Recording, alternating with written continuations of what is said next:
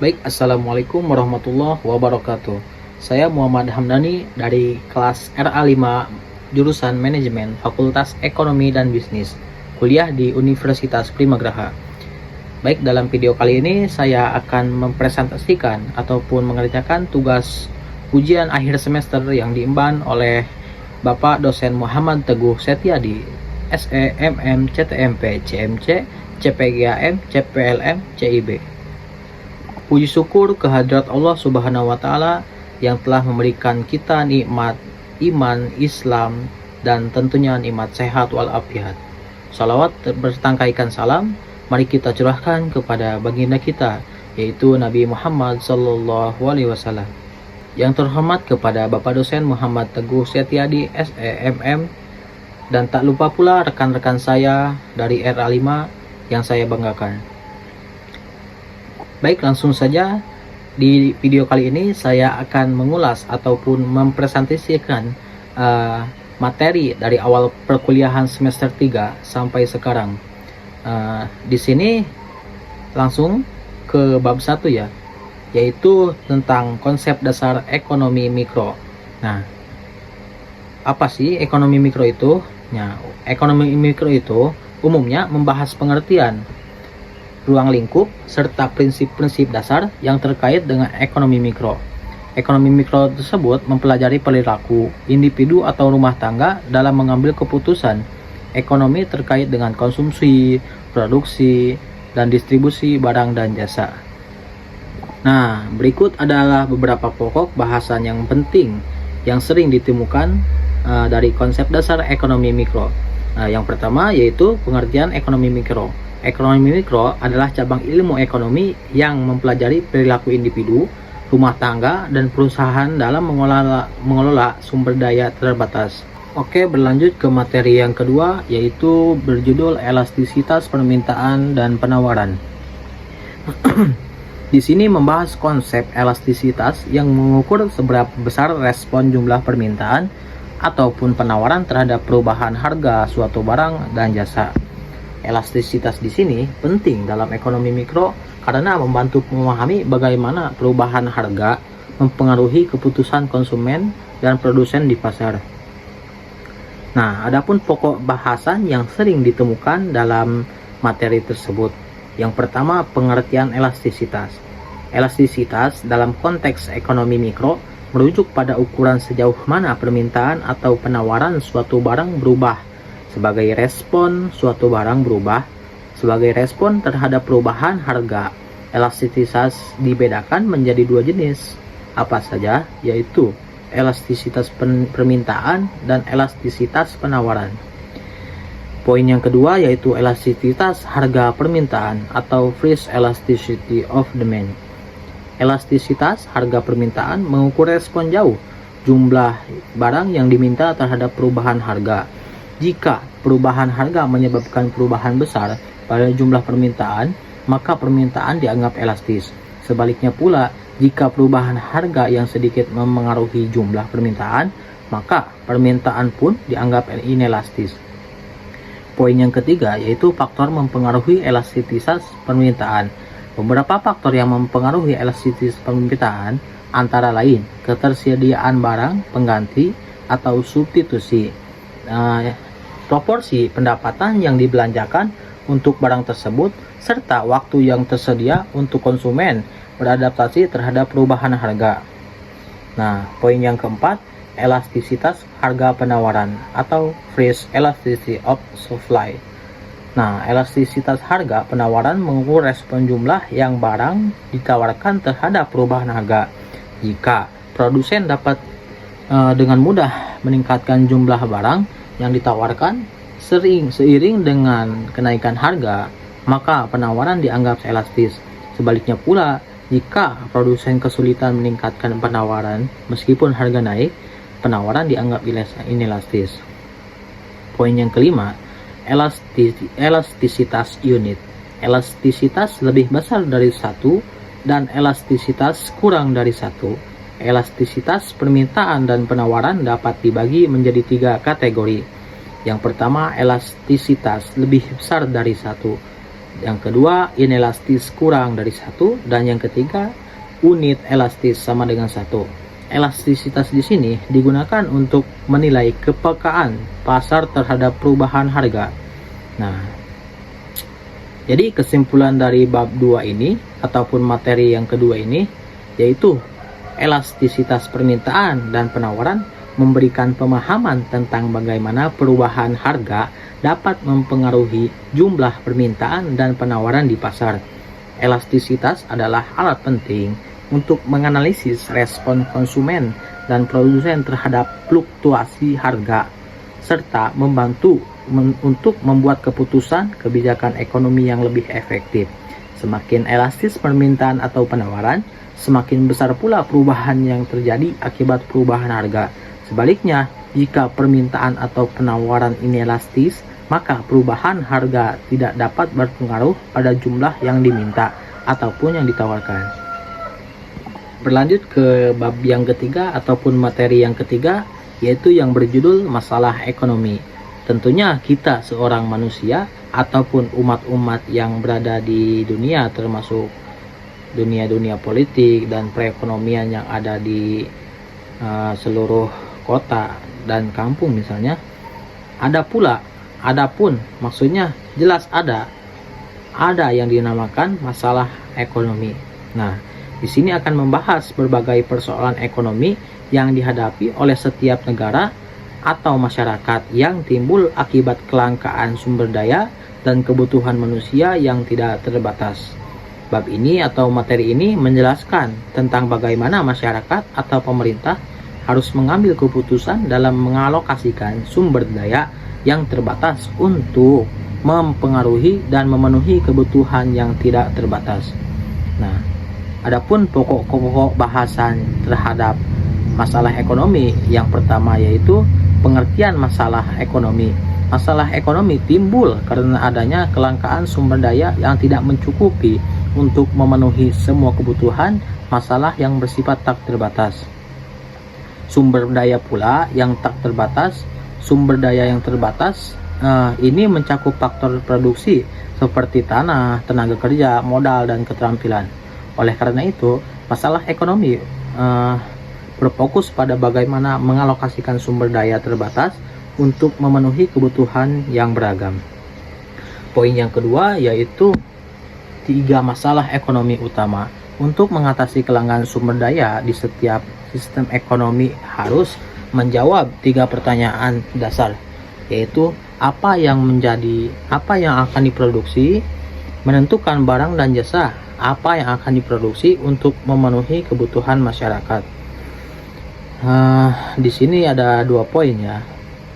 Yang selanjutnya yaitu bagaimana cara memproduksi, menentukan cara yang paling efisien dan efektif untuk menghasilkan barang dan jasa. Poin yang selanjutnya, untuk siapa dan jasa diproduksi, memutuskan bagaimana distribusi barang dan jasa tersebut dilakukan di antara individu ataupun kelompok masyarakat.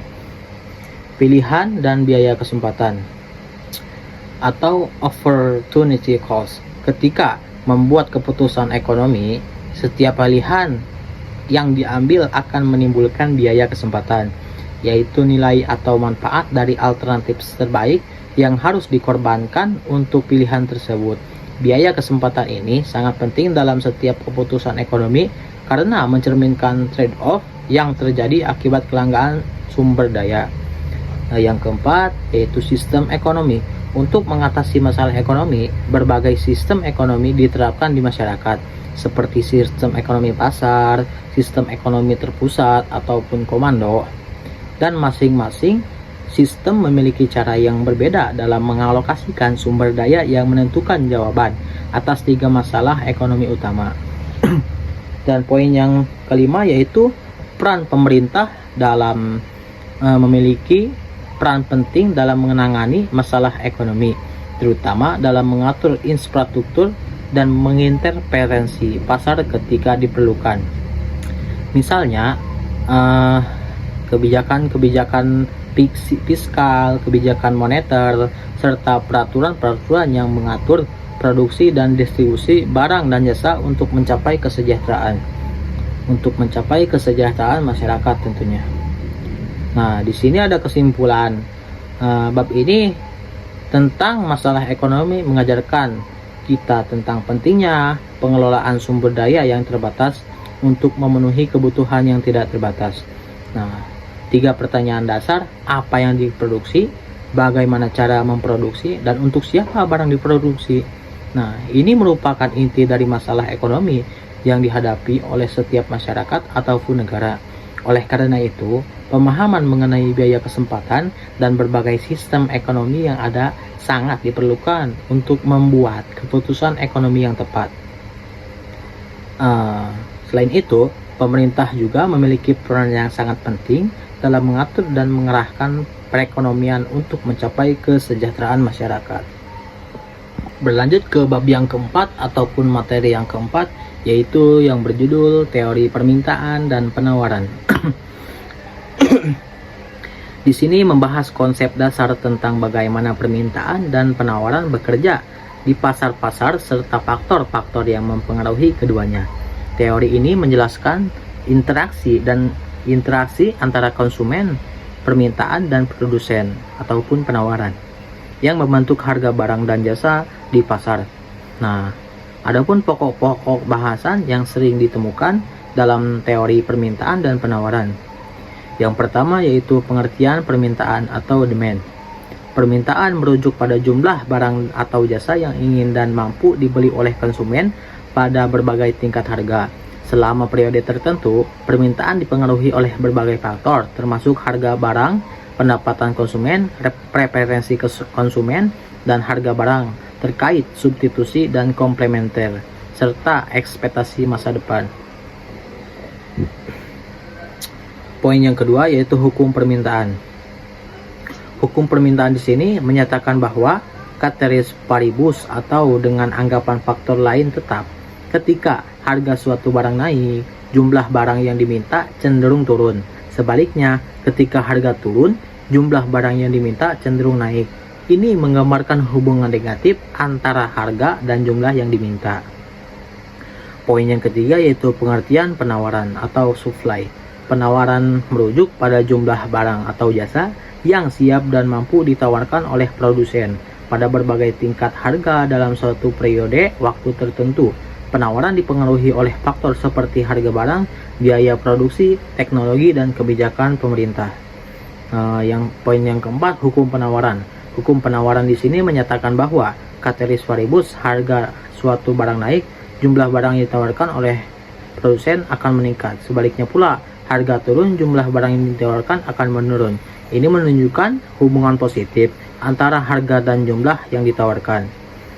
Poin yang kelima, keseimbangan pasar atau market equilibrium. Keseimbangan pasar terjadi ketika jumlah barang yang diminta oleh konsumen sama dengan jumlah barang yang ditawarkan oleh produsen. Pada harga tertentu, harga keseimbangan adalah harga di mana pasar mencapai titik tersebut.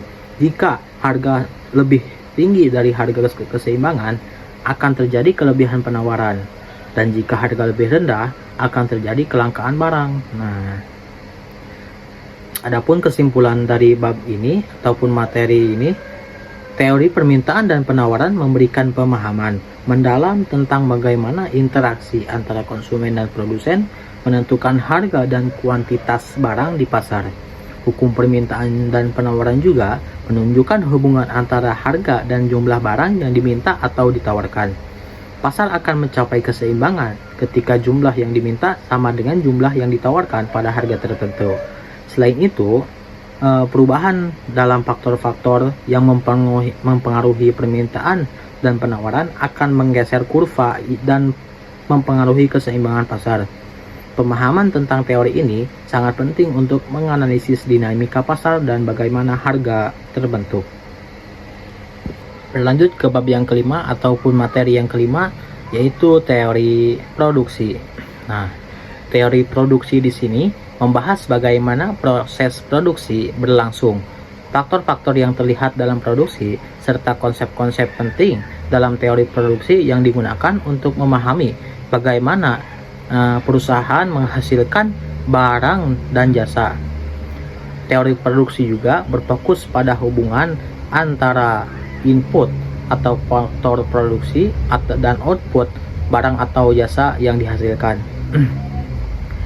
Berikut adalah beberapa pokok bahasan yang sering ditemukan dalam materi tersebut.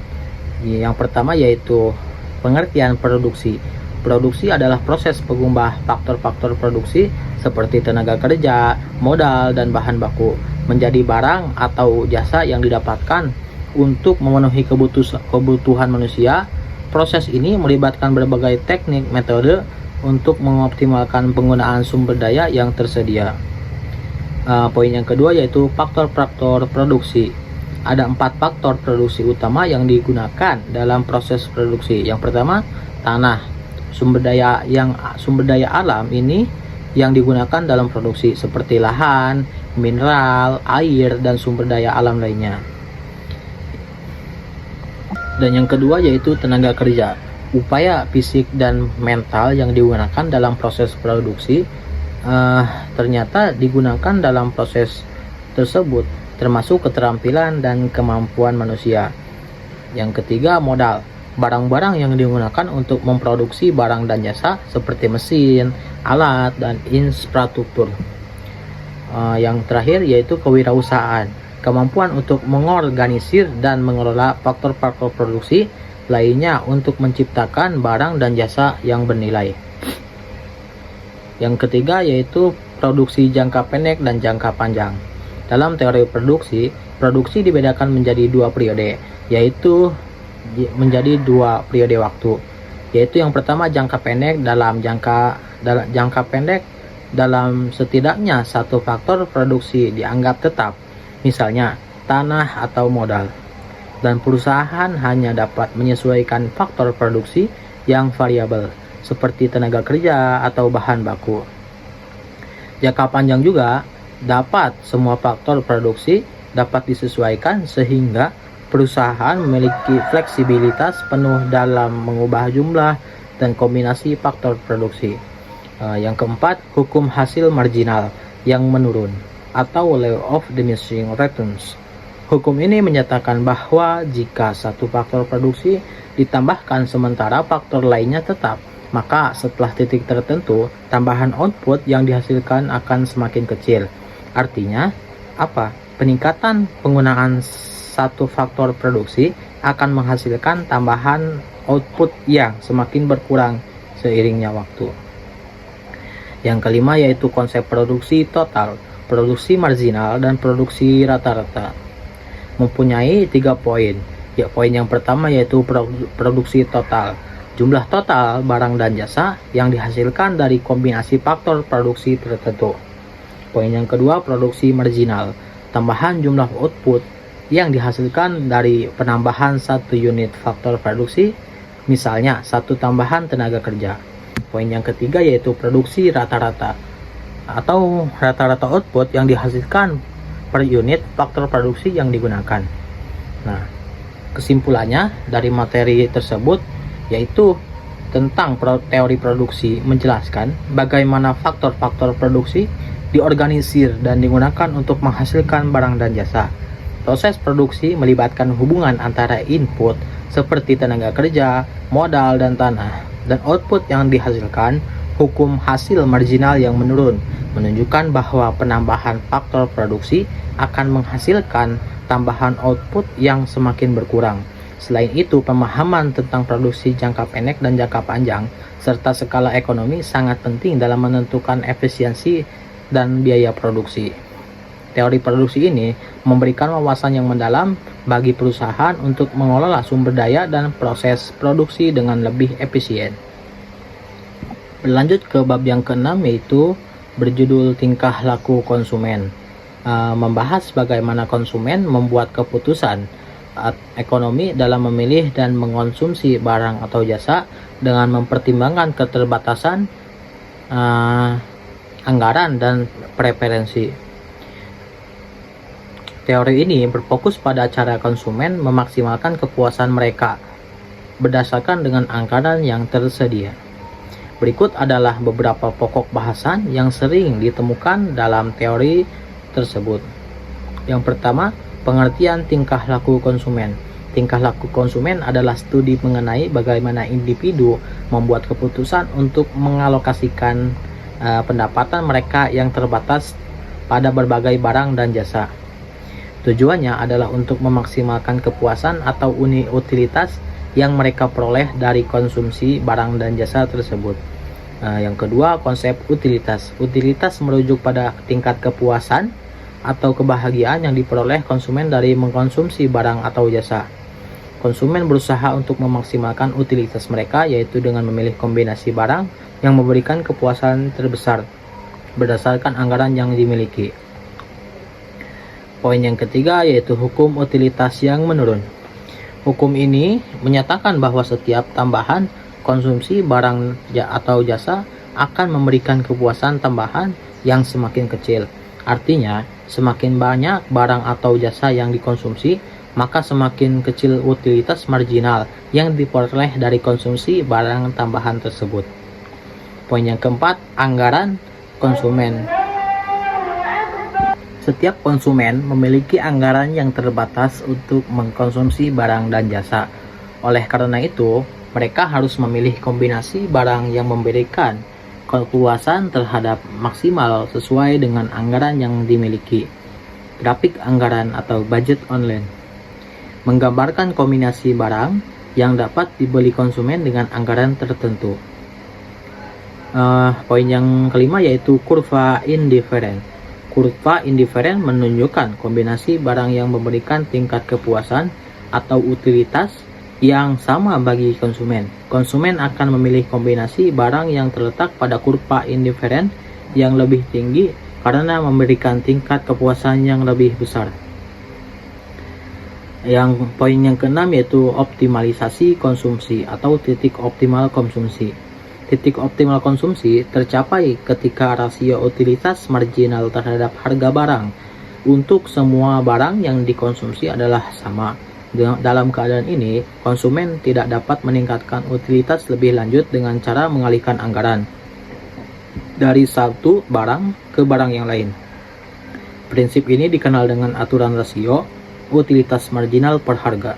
Jadi kesimpulan pada materi ini yaitu tentang tingkah laku konsumen, memberikan pemahaman tentang bagaimana konsumen membuat keputusan dalam menghadapi keterbatasan anggaran dan banyaknya pilihan barang atau jasa yang tersedia.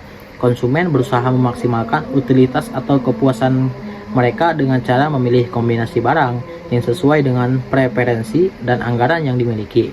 Teori ini melibatkan konsep utilitas, hukum utilitas marginal yang menurun, serta konsep-konsep penting seperti anggaran konsumen, kurva indifferent, dan titik optimal konsumsi.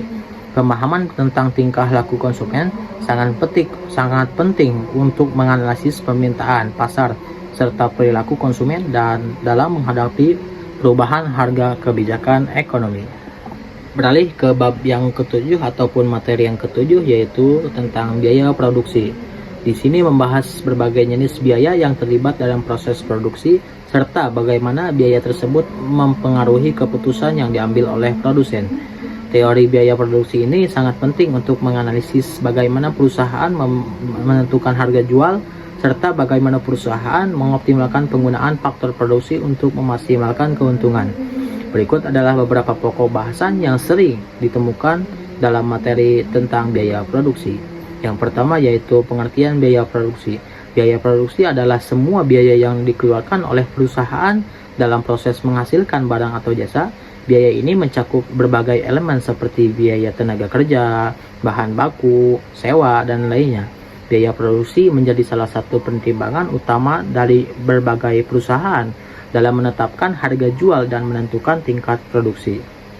Adapun jenis-jenis biaya produksi yaitu yang pertama biaya tetap. Biaya yang tidak berubah terlepas dari jumlah output yang dihasilkan, contohnya termasuk sewa gedung, gaji manajer, dan biaya tetap lainnya. Yang kedua yaitu biaya variabel.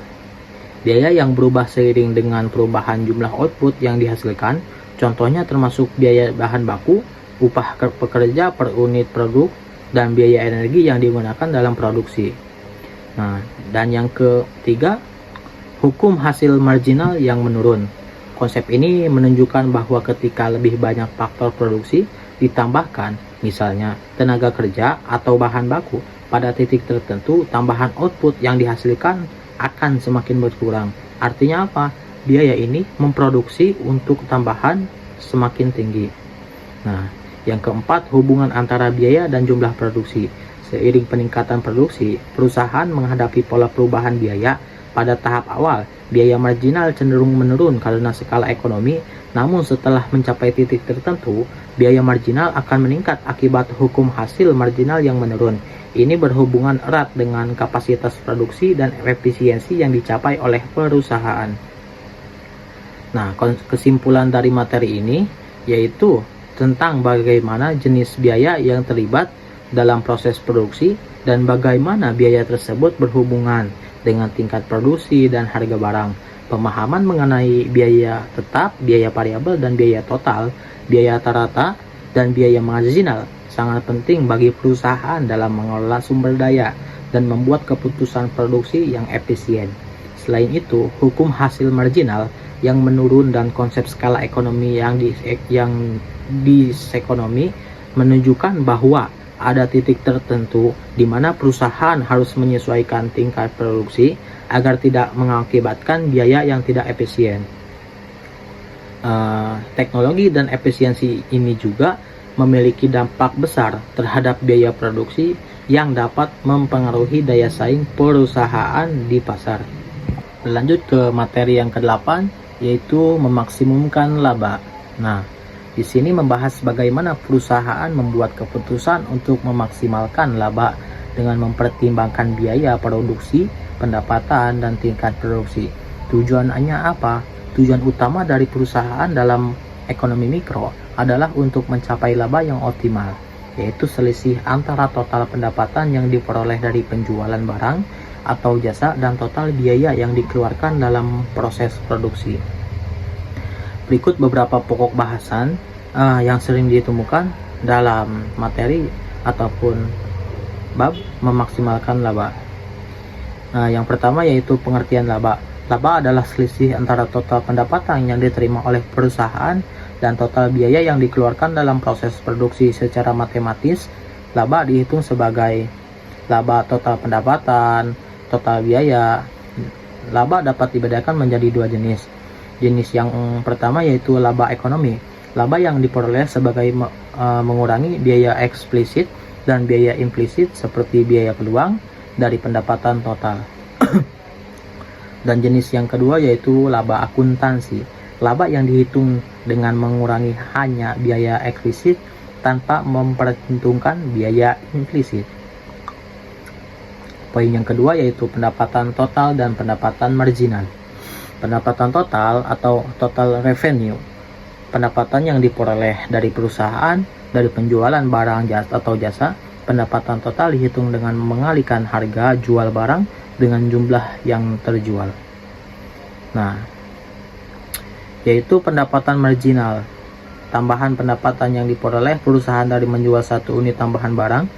Pendapatan marginal sangat penting untuk menentukan apakah perusahaan perlu meningkatkan atau mengurangi jumlah produksinya. Yang ketiga, biaya total dan biaya marginal. Nah, di sini ada dua poin. Poin yang pertama, biaya total atau total cost. Jumlah total biaya yang dikeluarkan untuk memproduksi suatu jumlah barang. Poin yang kedua, biaya marginal. Biaya tambahan yang diperlukan untuk memproduksi satu unit tambahan barang. Konsep biayanya marginal sangat penting dalam memaksimalkan laba, karena perusahaan harus membandingkan biaya marginal dengan pendapatan marginal. Nah, kesimpulannya dari materi ini yaitu memaksimumkan laba memberikan pemahaman tentang bagaimana perusahaan dapat memaksimalkan laba dengan cara menganalisis hubungan antara pendapatan marginal, biaya marginal, dan tingkat produksi yang optimal. Kondisi utama untuk memaksimalkan laba adalah memastikan bahwa biaya marginal dan tingkat dan pendapatan marginal. Selain itu, perusahaan untuk memperhatikan biaya total, pendapatan total, dan biaya marginal dalam mengambil keputusan produksi dan penetapan harga. Dengan memahami konsep ini, perusahaan dapat meningkatkan efisiensi produksinya dan mengoptimalkan keuntungan yang diperoleh. Baik, berlanjut ke bab yang selanjutnya ataupun materi yang ke-9, yaitu tentang pasar persaingan sempurna. Di sini membahas tentang karakteristik dan mekanisme pasar di mana terdapat banyak penjual dan pembeli, serta harga ditentukan oleh kekuatan pasar tanpa adanya pengaruh dari individu atau perusahaan. Pasar persaingan sempurna adalah salah satu bentuk pasar yang ideal dalam teori ekonomi mikro dan sering digunakan sebagai acuan untuk memahami efisiensi pasar. Berikut adalah beberapa pokok bahasan yang sering ditemukan dalam materi ini. Yang pertama, pengertian pasar persaingan sempurna.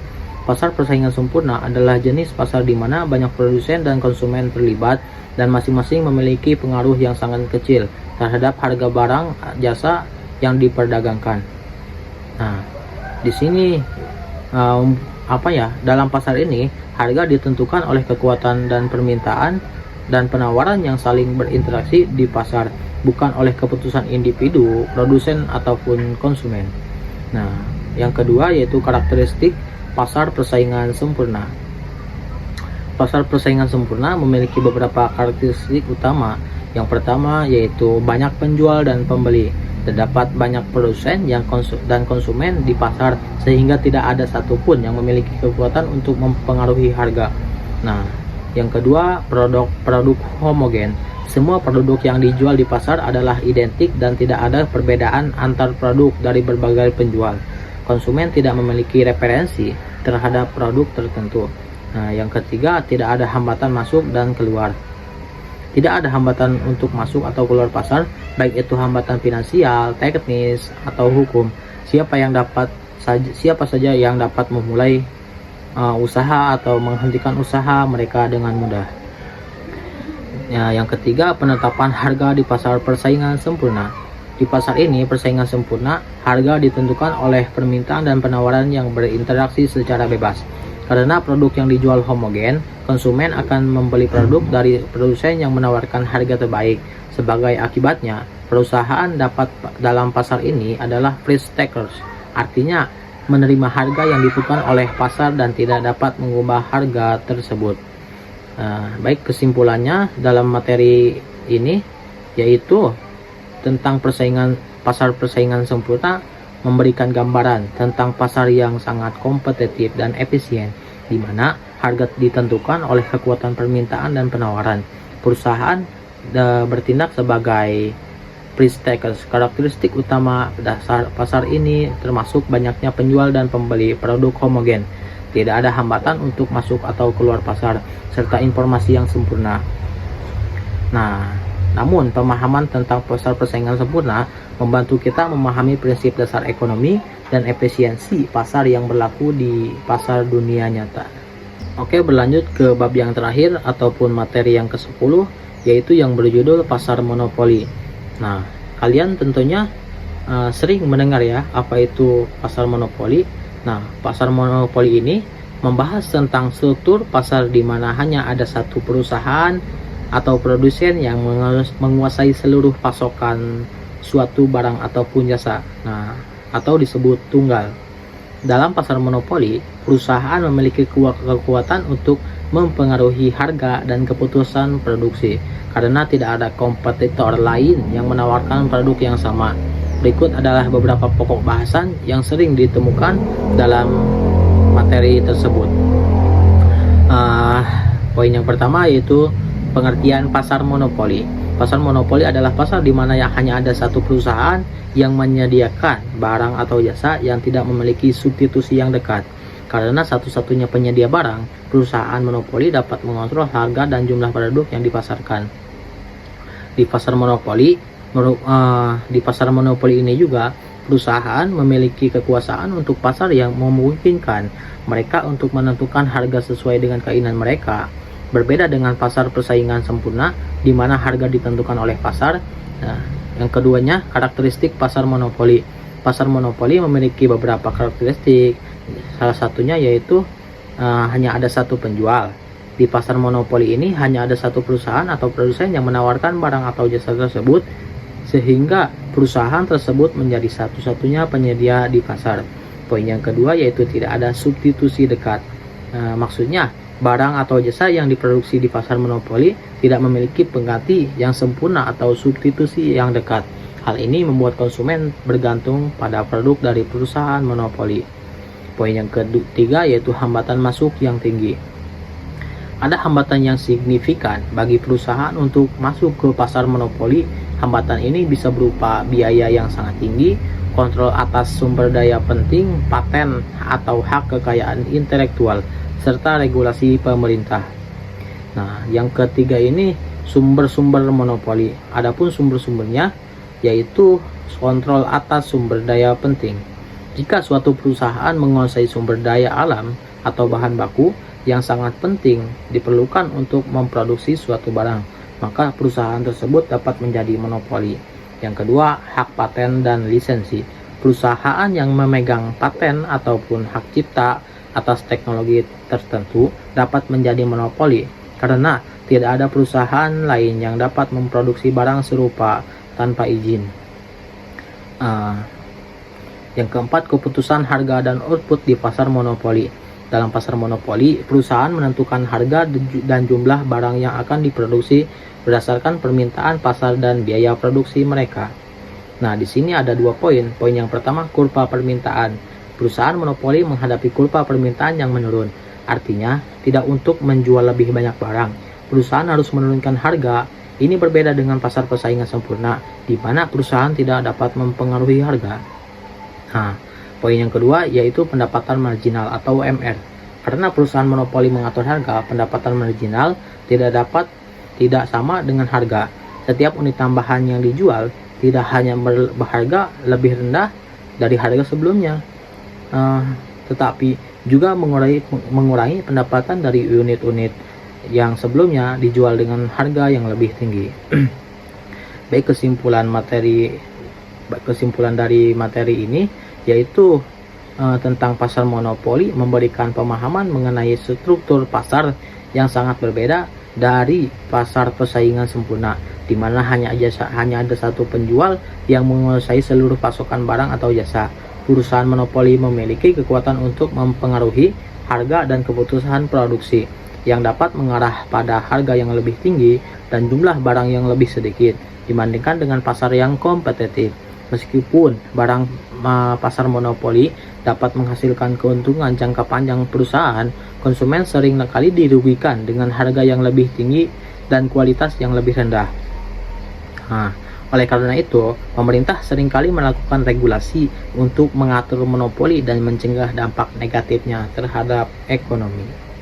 Oke, alhamdulillah selesai sudah pembahasan saya kali ini tentang ujian akhir semester, tentang mengulas kembali ataupun mempresentasikan materi-materi yang sudah dipelajari dalam semester 3 dari awal pertemuan semester 3 sampai sekarang, yaitu saya mereview dan meringkas bahwasanya di semester 3 ini alhamdulillah sudah ada 10 materi yang saya kuasai ataupun yang saya pelajari.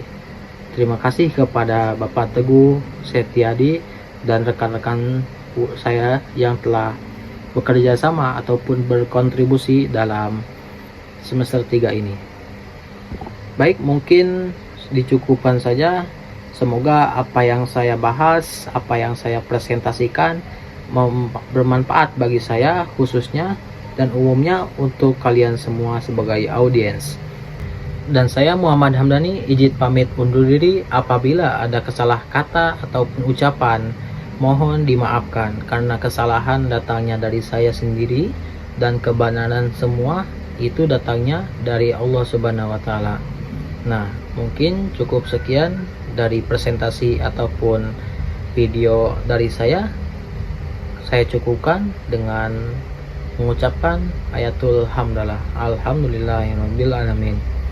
Baik, wa'alaikum. Assalamualaikum warahmatullahi wabarakatuh.